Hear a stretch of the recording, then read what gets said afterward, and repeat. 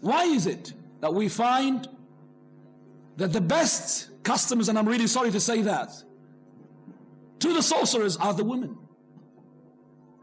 Why? Almost the percentage 10 to 1. 10 women go, and opposite to 1 man goes to the magician or the sorcerer. She is an emotional person. She's made like this. The Prophet ﷺ said about that and talked about it. Because they are emotional, and that is why, of course, they have the custody of the child. As men, we lack emotions, don't we? We don't have that really much emotions, and that is the custody of the child goes to the mother. But at the same time, divorce is in the hand of the man because he controls himself. So the woman, she goes to the magician thinking that the magician would do something to prevent her husband to get married to somebody else, and he might ask her to bring the blood of menses, maybe a cockroach blood, something like this to this effect. This person makes a mixture of it, and then something happens to this man. And I remember one of my relatives, may Allah have mercy upon him and forgive him, that he did something to my grandmother. This person, he wanted a woman. And by the way, this is a story of a man and a male going to a sorcerer, not a female. He wanted this girl. He likes her so much. So he went to the sorcerer and he made him some sort of magic that she has to drink. So he puts it in the tea, and he puts the tea in the house.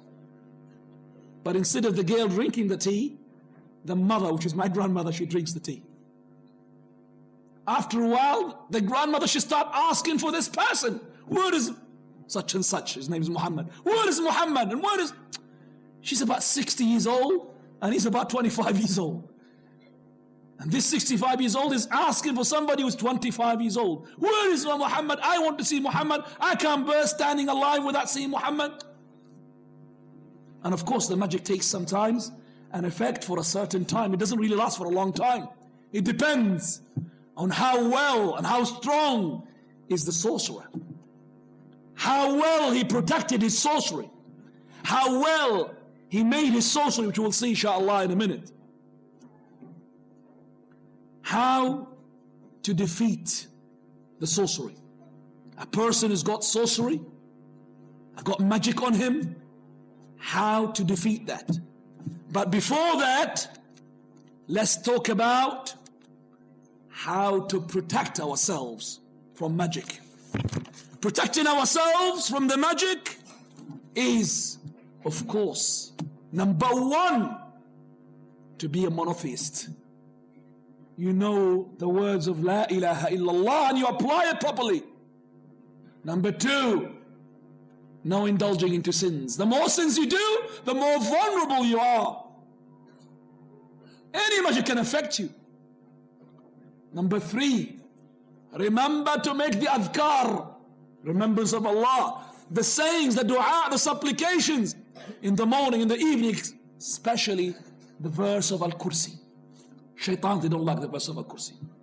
Ayat Al-Kursi, the best verse in the Quran.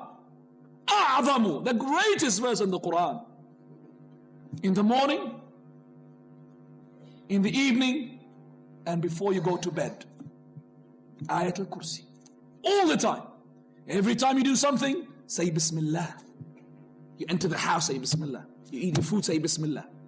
When you are like this, the jinn have no way to penetrate your guards. No way. Remember as well, praying, if you can, in jama'ah. Praying in jama'ah, especially the Fajr prayer.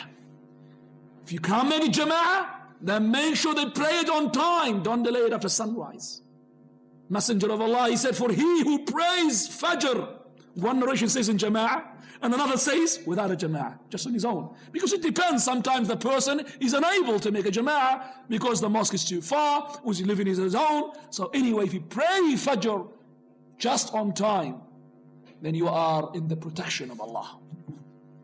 Fi dhimmatillah. This is as well how to guard yourself from falling into magic.